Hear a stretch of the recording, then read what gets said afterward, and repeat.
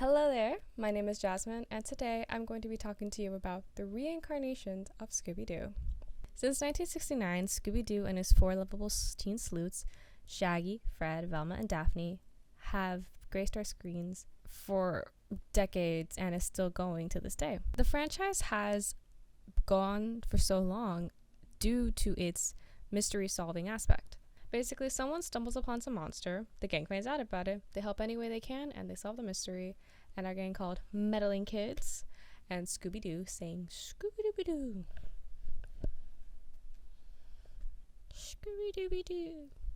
That's a horrible impression. I think I'm going slightly blind.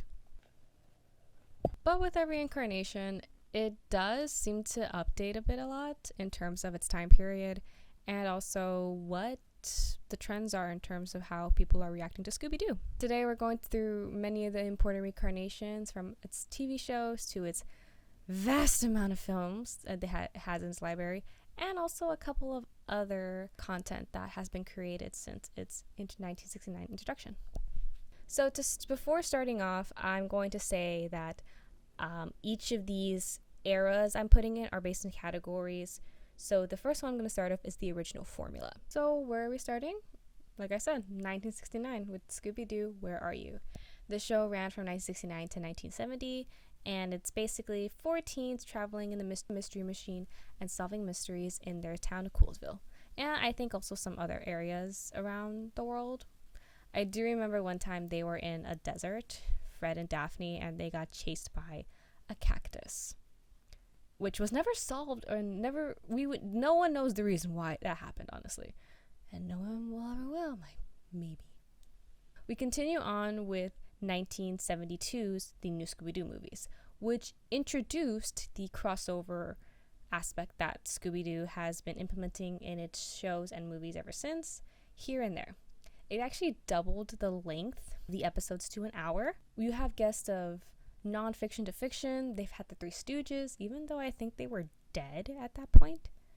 They've had the Addams Family, Harlem Globetrotters. I forgot what her name was, but she was in the Mama and the Papas. A vast majority of people, basically, who were very popular around that time period. Now, that show ran from 1972 to 1973, and then about 3 years later, the Scooby-Doo show came out. It had a couple of names under it, actually, in terms of what it was called. It was originally called the Scooby-Doo Dynamite Hour, then it transitioned into Scooby All-Stars, and then to the Scooby-Doo Laugh Olympics. Now, this went back to the original concept and did introduce a member of Scooby-Doo's family, Scooby-Dum, who was actually a fan favorite and only showed up for 5 episodes, which many people didn't know. Some of other Scooby's family members have showed up in that show as well, but overall, the original concept from 1969 TV show remained and just left out the guest stars from the previous TV show. Now, that series ended in 1978, and the year later, the first ever Scooby-Doo movie is introduced. Sorry, change of lighting, because of my eyes. My bad. In 1979 was the introduction of Scooby Goes Hollywood. This actually is the first time they've ever went away from the original mystery-solving aspect, and in this version, the gang and Scooby are actors in that show, specifically in the Scooby-Doo Where Are You show. And basically, it's also a musical in some way as well. It's a musical parody. Shaggy convinces Scooby that they deserve better than Saturday morning cartoons and try to make it into the Hollywood movie industry, which they fail, and also are convinced by the rest of the gang and the show's fan base to return back, which they do. It's a very interesting to see that type of concept, honestly, especially so early on in the franchise, but we will see more different variations of it, of course. Now, this next part, I'm going to expand on the introduction of Scrappy-Doo, everyone's lovable, hateable guy, depending on which your stance on it is. I'm not giving my stance. So we're first introduced into Scrappy-Doo the same year the Scooby Goes Hollywood movie comes out, and Scrappy-Doo is Scooby's nephew. And in this Scrappy-Doo show, they actually phase out Daphne, Fred, and Velma from the plot. They were never seen again in the next season, but they were in a couple of episodes in the first one. The show was later renewed in 1980 after they wanted to focus on more of a comedic adventure plot than the real supernatural villains that they've faced in the past. And it's actually split up into 3 segments in 130, then having it as a 30-minute storyline as they have originally done so. Don't know why they did this, but they thought that was a better idea. And then a year later, it was technically rebranded again as the new Scrappy and Scooby-Doo show. It's now split into 2 segments and adding Daphne back into the main cast. And in this version, they actually Daphne and Shaggy pose as reporters for a teen magazine in order to solve these mysteries. In the second season of the show, Fred and Velma do make some appearances here and there, but it's not as vast as how Shaggy and Daphne are very important to the current storyline of the show. Lastly, 13 Ghosts of Scooby-Doo, which also introduces the concept of real monsters in the franchise. Scooby and Shaggy are basically tricked into opening a box that holds 13 of the most dangerous ghosts and demons in the world. Now it's up to them to bring them back inside the box. With the help of Daphne, Vincent Van Gogh, who's a warlock that they got introduced to by a con artist named Flim Flam. They travel the world to find these ghosts, but it was ultimately canceled before they could find the 13th ghost, which we'll get into later. This next category is actually the first round of movies. Now, I have introduced this Scooby-Doo Goes Hollywood movie, but this is ultimately first round of movies, as it wasn't really seen as a movie. Scooby Goes Hollywood, it was like a special, more likely. The first movie came out in 1987 with Scooby-Doo Meets the Boo Brothers. Now, this is where we actually get into a certain theme that we see in a lot of these, in a lot of the franchise, where a lot of the Scooby Gang's ancestry comes into play with the mystery, which is kind of interesting, I'm not gonna lie. In Scooby-Doo Meets the Boo Brothers, Shaggy's uncle, who is a Confederate soldier or a colonel in the Confederate Army, also a theme I've noticed. And he leaves him his country estate on a plantation. A plantation. Yeah, you heard that right. The mansion that is on the plantation is essentially haunted. And Scrappy actually calls up ghost exterminators who actually happen to be a real ghost called the Boo Brothers. They ask him to help them out, and they do, successfully. Next is Scooby Ghoul School, continuing with the monsters, because after 13 Ghosts, they kind of went with it, honestly, in terms of like introduction of monsters, but only Shaggy, Scrappy, and Scooby get to really experience them. Besides Daphne, of course, but in these movies, Daphne is not really in him. It's mainly just Scooby, Scrappy, and Shaggy. In this version, Shaggy, Scrappy, and Scooby are hired to be gym teachers at a finishing school for girls. Little did they know, they have been hired to be gym teachers for the daughters of very famous monsters. These monsters are actually inspired by the Universal monsters that were in the 1930s and 40s that were very popular, and they actually have to protect these young girls from getting captured to becoming slaves from an evil witch named Revolta. She's actually a very scary looking woman. I remember watching her as a kid and be like, actually not scary, more ugly. And they actually also get to meet their parents as well at a parent-teacher conference. Pretty interesting. A month later, after Ghoul School, Scooby-Doo and the Reluctant Werewolf gets released. In this one, Shaggy actually turns into a monster. He turns into a werewolf due to the fact that the monsters, like Dracula, have a race every year, but apparently their wolfman friend no longer wants to join the race, and they can't do a race without a wolfman. So Shaggy is the culprit, especially since he was the next in line to turn into a werewolf for 3 days straight under a full moon. This is also the introduction where we actually have a love interest for one of the Scooby Gang. Her name is Googie. She is Shaggy's girlfriend. And also Shaggy is a race car driver in this iteration, which is why he's picked to be in the race. This last one comes out a couple years after this movie. It's called Scooby-Doo and Arabian Nights. It is just a retelling of the Book of 1000 Nights. Not so interesting and has very little to do with Scooby. It has more to do with the Hanna-Barbera franchise in general, as Scooby and Shaggy were hired to be royal taste testers, but ate all the food and they were almost going to be punishable by death, so they stalled in telling these stories. Around the same time, Scooby-Doo and Electric Werewolf comes out, and 3 years after 13 Ghosts come out, a new show for the Scooby-Doo franchise comes out, and it's called A Pup Named Scooby-Doo, where we see the whole gang back together, but as kids. This was around the time when many TV shows started to babyfy their franchises. I think the most notable example is the Muppet Babies from The Muppet Show. We get to see them solving mysteries around the hometown of Coolsville, and they even have their own detective agency called Scooby-Doo Detective Agency. And Scooby-Doo is essentially the mascot, which is why we understand why now Scooby-Doo is the mascot of their Mystery Inc. Corporation. It is a more comedic take on their mystery solving. It is very baby in terms of the tone. Their personalities are somewhat different. Shaggy is still Shaggy, of course. Scooby's still Scooby, just a puppy. Velma is still very smart, but so dang cute. She's so adorable. She walks like this. Fred, of course, the leader, he is very ambitious, very gullible, and always seems to think that the monster of the week is Red Herring, a bully in their town, who relentlessly bullies Fred. And then Daphne, of course, she's always been known as the rich girl, but it's very noticeable in this iteration. And she even has a butler that follows them around every now and then. Now, continuing with that, the show ended in 1991, and we didn't really have any Scooby-Doo content until 1998, so a whole 7 years.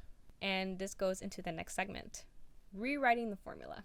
Now, I did say earlier that the Scooby-Doo franchise was introduced to real monsters in 13 Ghosts, but the whole gang wasn't there, which is why this is one of the most game-changing concepts that they had at the time. In 1997, Zombie Island was released.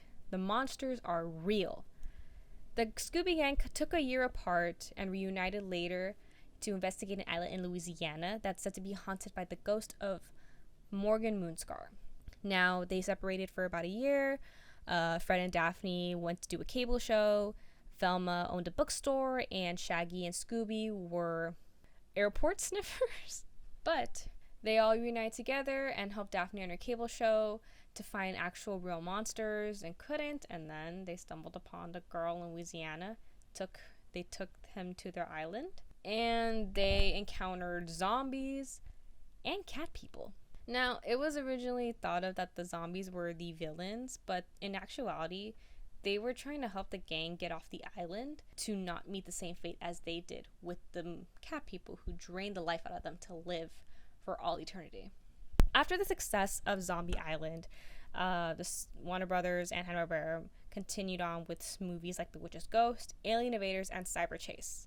Witch's Ghost has to do with witches, real-life witches, of course. Alien Invaders has to do with real aliens. There's also fake aliens as well. It kind of seemed that they combined the old with the new in terms of the real monsters and also the fake monsters who are trying to do some shady stuff. And then Cyber Chase, they get into the digital world. They have to defeat some type of cyber being, a virus, I think that's what they called it, and escape. Witch's Ghost is also where we get the introduction of the Hex Girls, who I love so much and many people love as well. With the success of those movies, there had to be a new modern update, hadn't they? Which brings us into, of course, modern updates. Scooby-Doo was revised for the 2000s in What's New Scooby-Doo. Basically, a version of What's New Scooby-Doo, but for the modern day, and actually utilizes technology that didn't exist back then. I remember an episode where they went into a technologically advanced house, and the house turned evil. This also started a new line of movies to come out since 1989. The only time I think a movie did not come out was 2002, which was when the live action movie came out, which we'll talk about later. We might have to speed run through this as there's a lot of movies. All right, let's speed. Legend of the Vampire. This is the second appearance of the Hex Girls, and the gang goes to Australia for a vacation. There seems to be a theme among these where they try to take a vacation, but ghosts follow them around. Trouble follows them around. They don't really question it, as I've seen. Some do, some don't. Depends. But this time, a group of vampires are terrorizing the Vampire Rock Festival that the Hex Girls are performing at. And, of course, they solve the mystery. Monster in Mexico. So Fred and the gang travel to Veracruz, Mexico, as they were invited by Fred's pen pal. And the locals and even tourists are driven out of the area due to the fact that the El Chupacabra is scaring off people. especially before the Day of the Dead celebration. Loch Ness Monster, another more traveling. They travel to Daphne's relative's castle, that is hosting the first ever Highland Games, but the area is being terrorized by the one and only Loch Ness Monster. I'm surprised that the Scooby-Doo franchise hasn't experimented more with cryptids, which they have with El Chupacabra and the Loch Ness Monster. Aloha Scooby-Doo. The gang travels for Hawaii as Daphne gets a free ride due to the fact that she is selling her swimwear line over there with the company. But they find out that a lot of the locals and natives are upset at the fact that a surfing contest that has been only for them is being opened up to mainlanders, which bring out the evil wiki-tiki spirits that have been angry at this situation. Scooby-Doo, Where's My Mummy? This takes a different approach as the Scooby Gang is somewhat separated and there's a whole bigger plot to the entire mystery. The gang gets split up into separate mysteries that all involve one another. And also, surprisingly, National Geographic had a hand in this movie. In the DVD extras, you could see the little snippets of history that the Scooby Gang tells. I think especially Shaggy and Scooby, they tell a little bit about it. Egyptian history. It's pretty fun, actually. The gang visits Velma while she's in Egypt for 6 months, doing a restoration of the Sphinx, but get wrapped up in a supernatural mystery as a curse is released. And kicker, Velma's technically a villain in this movie as she is part of the whole bigger plot of the curse, which is essentially fake. She actually poses as the undead Cleopatra in this movie, along with a prince that has helped her with the excavation, of course. Scooby-Doo Pirates Ahoy. This time, they're going cruising for Fred's birthday, and his parents go along with the ride. And in a costume party, a ship gets taken over by ghost pirates who capture most of the guests and turn them into ghost pirates as well with hypnosis. With hypnosis.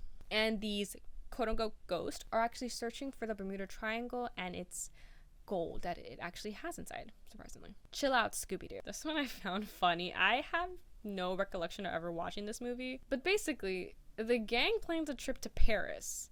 Fred, Daphne, and Velma get there and are wondering where Shaggy and Scooby are. They get on the wrong plane and end up in the Himalayas. And luckily, through the fact that they keep in tabs with one another in terms of like GPS signals, they find out they're in the Himalayas and get approached by the abominable snowman and go and save them. It's pretty hilarious at the fact that this happened because they just made a mistake on the plane when they could have avoided it entirely and just had a nice trip to Paris. The Goblin King. This actually goes back to the real monsters archetype when the gang visits their favorite Halloween town and encounter the amazing Kredinsky. That's his name probably, yes. Who desires to be a real wizard and makes a deal with the Goblin King to have havoc on the world and become a powerful being. It's up to Shaggy and Scooby to actually save the human world and their friends as well because they get turned into monsters. Samurai Sword, which is the last of the What's New Scooby-Doo movies. The gang travels to Japan as Daphne is invited to participate in a martial arts academy, but are warned that the Black Samurai has risen and will attack the academy to take a secret scroll that it inhibits. Now, with the ending of that comes a new beginning. Now, once New Scooby-Doo was made, a bunch of other movies were also made along with the What's New Scooby-Doo franchise in mind. It actually starts with the Loch Ness Monster. It wasn't started with Legend of the Vampire, as Legend of the Vampire and Monster of Mexico actually bring back their old attire, and then with Loch Ness Monster and beyond up until Samurai Sword. Now, even though the franchise of movies ended in 2009, good lord. In 2006, a new Scooby-Doo show was actually introduced around the same time the new Scooby-Doo series ended, with Shaggy and Scooby-Doo Get a Clue, which is actually the first ever serialization of the Scooby-Doo franchise. Now, in this plot, Shaggy inherits his uncle's fortune after he disappears and has to battle with his uncle's nemesis, Dr. Phineas Phibbs. Now, Fred, Daphne, and Velma are not really in this incarnation either. It's mainly just Shaggy and Scooby. This is also the first time where we get to see something pretty interesting. Instead of a monster of the week, we have a power of the week. Because Uncle Albert, which is Shaggy's uncle's name, had made Scooby snacks, which actually gives animals the power, any type of power they want. So each week, Scooby eats a Scooby snack and gets an amazing power like super speed, strength. He could shrink to small sizes or large sizes, and it helps out with their adventures in defeating Phineas. I know this show has a lot of flack behind it due to the voice acting and also the character design, but I would say that we have to thank this particular show for another show that I'm about to introduce, which is Scooby-Doo Mystery Incorporated. This explores the early days of the gang solving mysteries in their town of Crystal Cove, which is actually new since originally the gang is from Coolsville. Both are still set in California, actually, but they decided to do Crystal Cove to maybe change the origins of the story. This is a serial format that has an ongoing arc with dark plots and actually has real dangerous consequences, a lot of relationship drama between the entire gang or maybe from one-on-one with one another. And each character is actually given a lot of depth to their personalities, which was a fan favorite. We get to explore a lot more of the characters and what their roles are in the gang than ever, honestly. It does pay homage a lot to the horror genre. It is a lot more darker than any other Scooby-Doo show we've seen, maybe even darker than the movies that came out in the late 90s and early 2000s. And the overall story has a huge arc that's heavily based in Babylon mythology that culminates into the ending of Mystery Incorporated. The show went from 2010 to 2013, and then 2 years later, we get a new show that is the total opposite of Mystery Incorporated and kind of goes back to the original formula of the Monster of the Week. This show is called Be Cool Scooby-Doo, and it was introduced in 2015 and ended in 2018.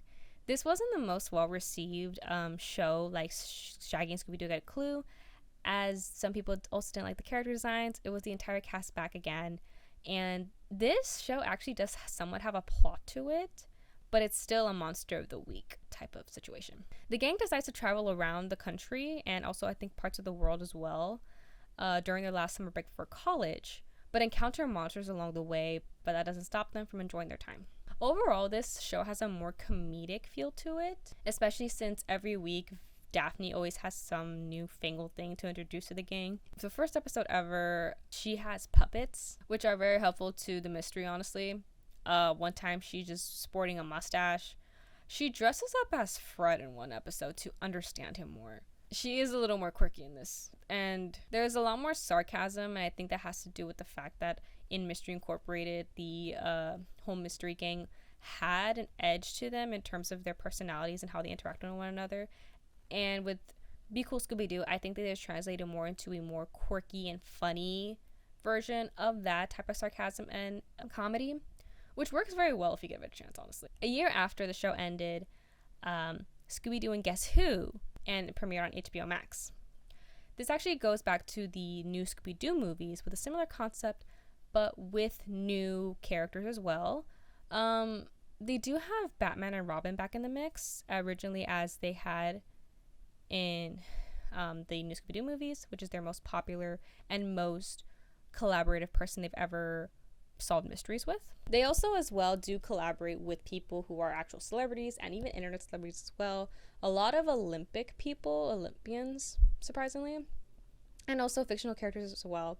They've collaborated with Urkel, surprisingly, and Mark Hamill, Liza Koshy, Sia, Halsey, just a lot. It's actually surprising how many people they got. The show aired from 2019 to 2021 on HBO Max with a total of 2 seasons. And then between that time, the first ever animated theatrical release, Scoob, had been unveiled. But sadly, because of the pandemic, it couldn't be seen in theaters, so it had to be on, of course, streaming services. Basically, this also explains a new origin story for the gang somewhat when they meet as kids and then incorporate Mr. Inc. But Shaggy and Scooby kind of feel disrespected, of course, because Simon Cowell, out of all people, Simon Cowell, doesn't want to do business with Mystery Inc. because of Shaggy and Scooby unless they change up a bit. But later they have to get help from Dynamite and Brian, who is the son of the Blue Falcon, because Dick Dastardly is seeking Scooby to open a gate to get his dog back. And, of course, as many other Hollywood movies, it gets the Hollywood treatment in terms of voice casting. So you have Zac Efron as Fred, Will Forte as Shaggy, Gina Rodriguez as Velma, the first colored Velma, actually, in animated features, and Amanda Seyfried, I hope I'm pronouncing her name right, as Daphne. Now we get into the last of the shows, which is Velma. Now we all know how basically that kind of went, but I'm not really giving my opinion on it. Maybe I did on my face.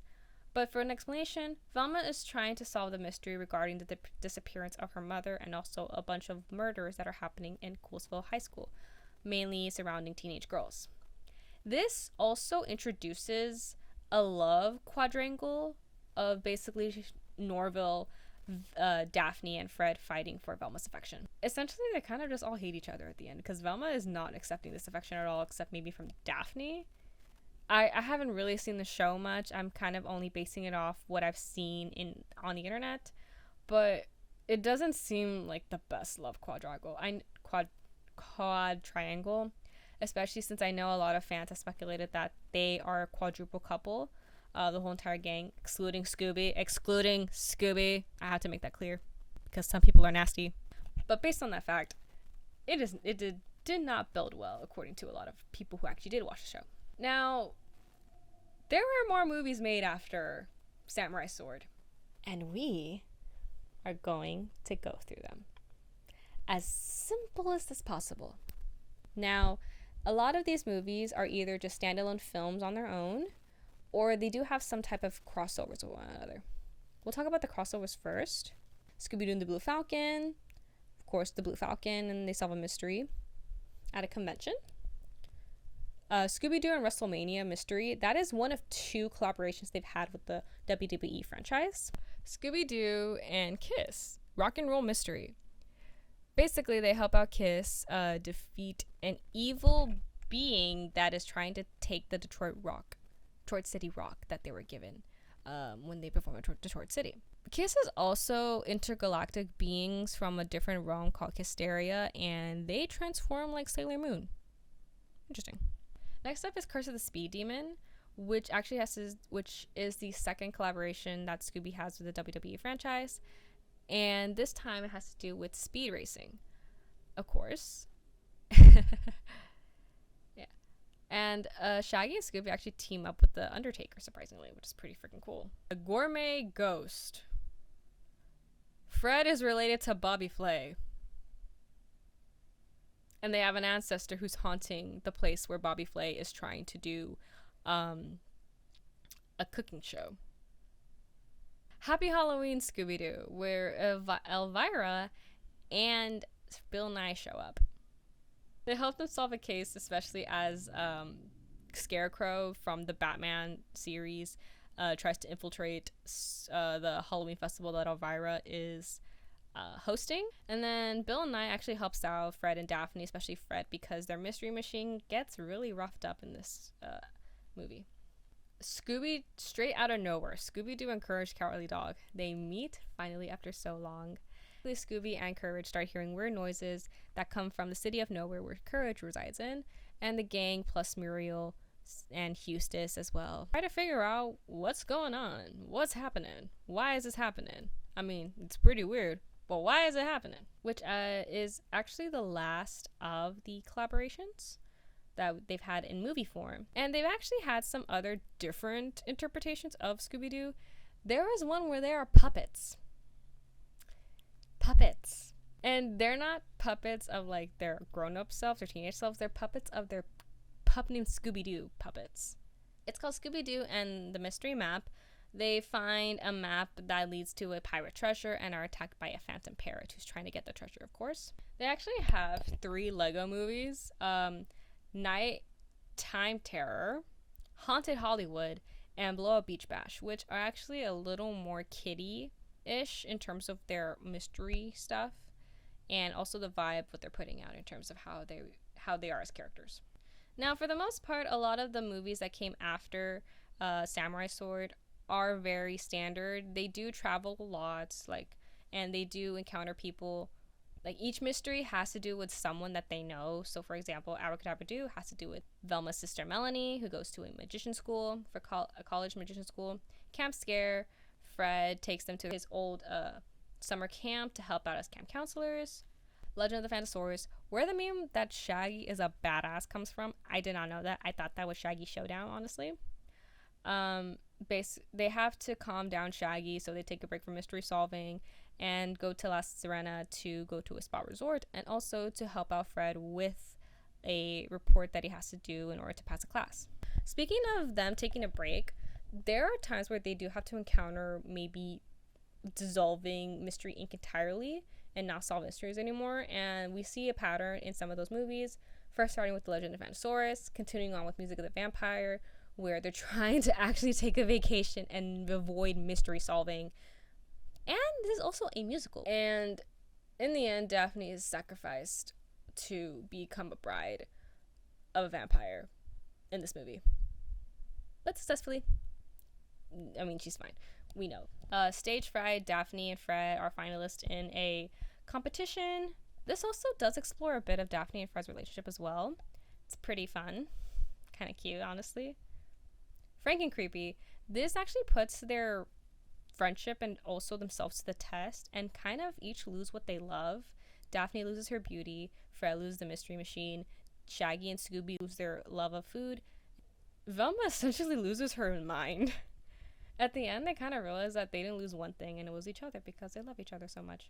And that was said in the actual ending, and it was very nice and sweet. Moon Monster Madness, they win a contest to go to space. Daphne and Velma's friendships kind of put at stake here, honestly, in this one. Shaggy Showdown. Shaggy and the gang get invited to a dude ranch that is owned by Shaggy's cousin, who they surprisingly meet online because they never knew of each other and because of some ancestry stuff.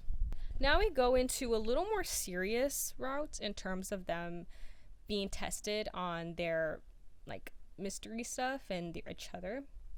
Curse of the 13th Ghost. Now, of course it's a sequel to the 13 Ghost series, but the mystery gang screws up so badly they almost get arrested for criminal negligence. So they're kind of forced by the police to stop doing these things. They have to sell a lot of their stuff, and they come across a crystal ball that they've kind of hid from Fred and Velma. And Vincent tries to reach them to say, hey, 13th Ghost still out there. Come on, you gotta put it back in. And then the whole gang goes along, I think, to where Vincent has them meet. Fred and Velma are pretty surprised by all this that Shaggy and Daphne never told them. It's actually revealed in this movie that they were away at summer camp while Daphne and Shaggy were excavating the entire summer trying to put back Ghost in a box. Flim Flam does return. Scrappy doesn't. We'll get into that. And then this is the first time where a movie is continued on in some way or another. Return to Zombie Island. Of course, they're going back to Zombie Island. Basically, Fred has a dream that they're back to mystery solving, but it is still a continuation on the fact that they can mystery solve due to the order of the police at their hometown. And Shaggy has the gang promise them basically to not solve mysteries anymore.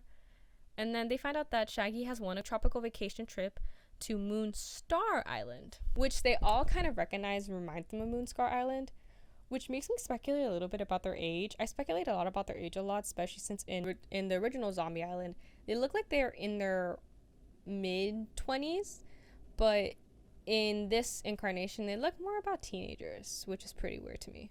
And they recognize that not only the island looks similar, but the people look a lot like the people who tried to kill them all those years ago. They find out that they were kind of tricked to come because someone wanted to make a movie based on what happened to them years ago, which they do help out in, but the guy gets arrested.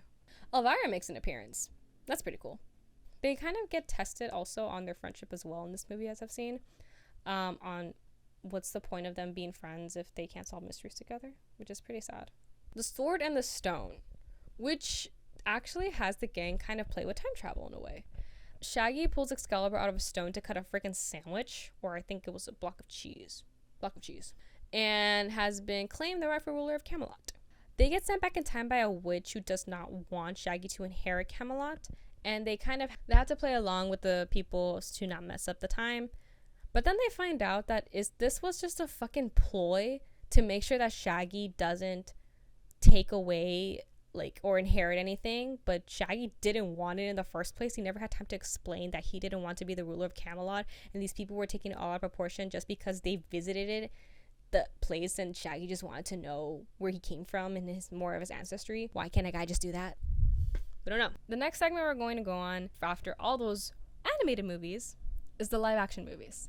Starting back all the way in 2002 with Scooby-Doo. The gang reunites after 2 years of not seeing each other and investigate a mystery on Spooky Island, a horror theme park that is very popular with college kids. Now, this does explore a lot more adult themes, as it originally was going to be rated R, of course, but they do dive in a little bit on, of course, what the roles are for the gang. It is a very fun movie, a very serious movie.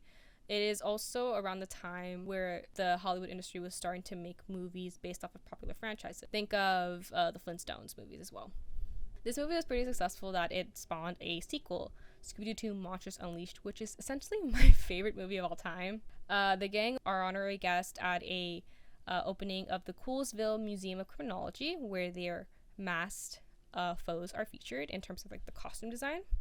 That's actually pretty cool to think about, the fact that after the villains are unmasked, the Scooby gang keeps the costume, or maybe the police just kept them and someone brought up the idea, since you guys are heroes, let's make a dedication to you guys and make a museum about it, which is pretty awesome, honestly. A masked villain starts to steal all the costumes to make them into real monsters to get rid of the Scooby gang. Another plot in the story where Scooby and Shaggy don't really feel like they belong in the gang. Each of the other Scooby gang characters also feel some type of way in that situation. Fred feels like his leader is being questioned by the press, feeling he's not up to being a leader. I feel like also in that movie that they could have done it differently. Some things were pretty good, some things were pretty bad. Velma starts to question a bit of her love life, especially with the curator of the museum that helped out with their exhibit.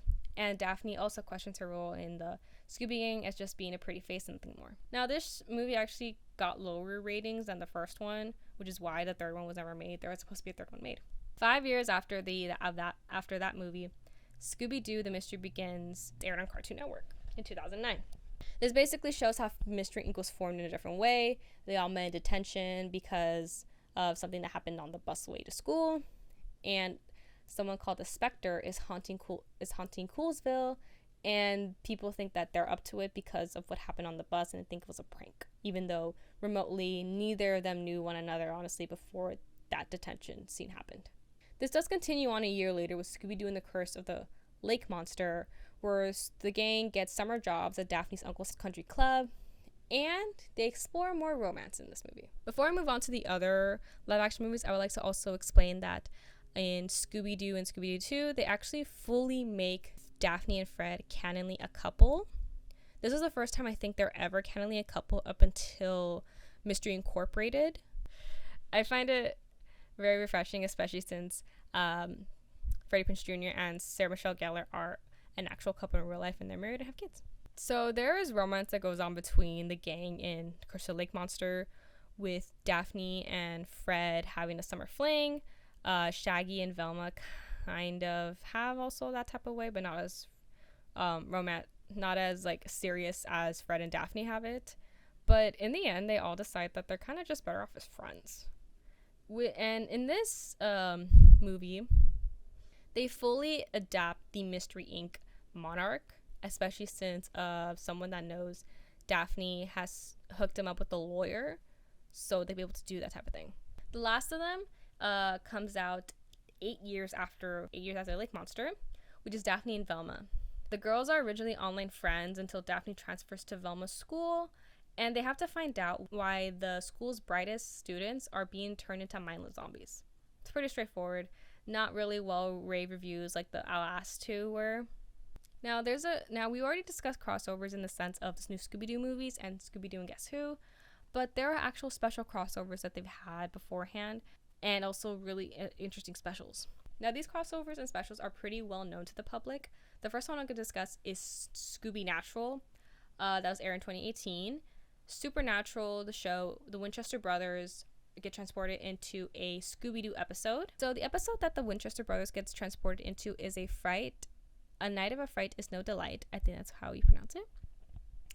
And the episode turns hugely dark as the ghost starts to murder each of the people who are staying overnight in the house to get the inheritance.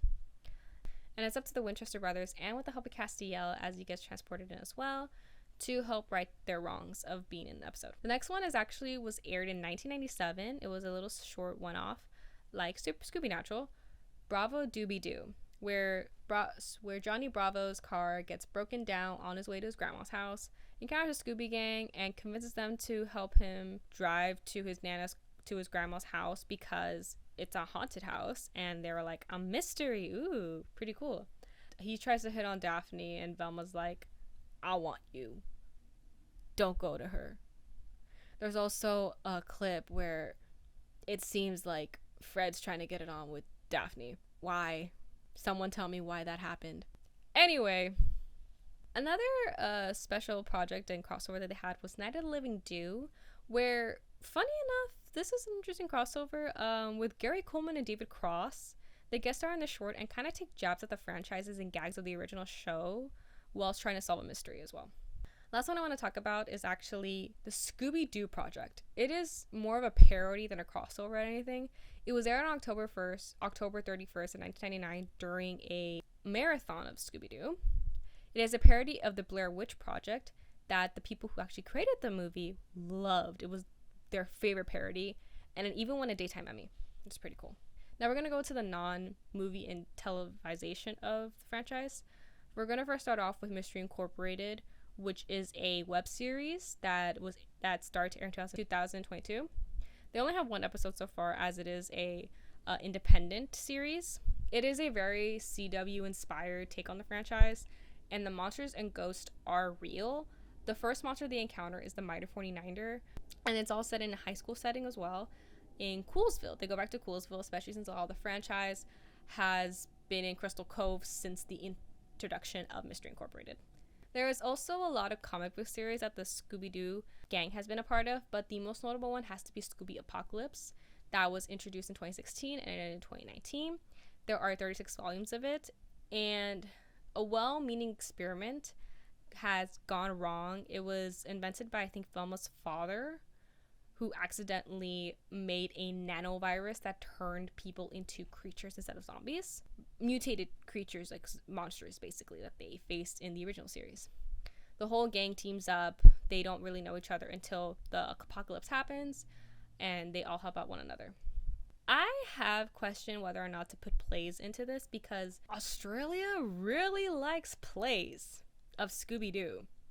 I mean, they have the Spooky Island haunted house in a theme park of theirs in Queensland, I think, or in Sydney. I'm not entirely sure where it is, but I know it's in Australia. In total, they have about 6 plays, and the latest one was called The City of Gold, which was supposed to tour in 2020, but sadly, because of the pandemic, I don't think it happened, honestly.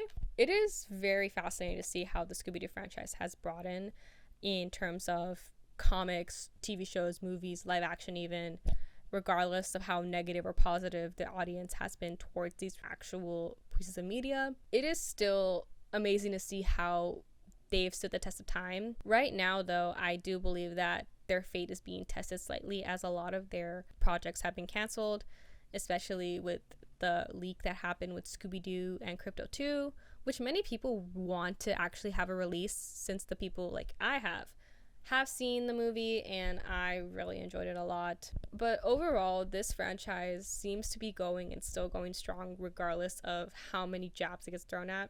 Scooby-Doo doesn't seem to be going anywhere anytime soon, and hopefully that stays like that. Thank you very much and have a good day.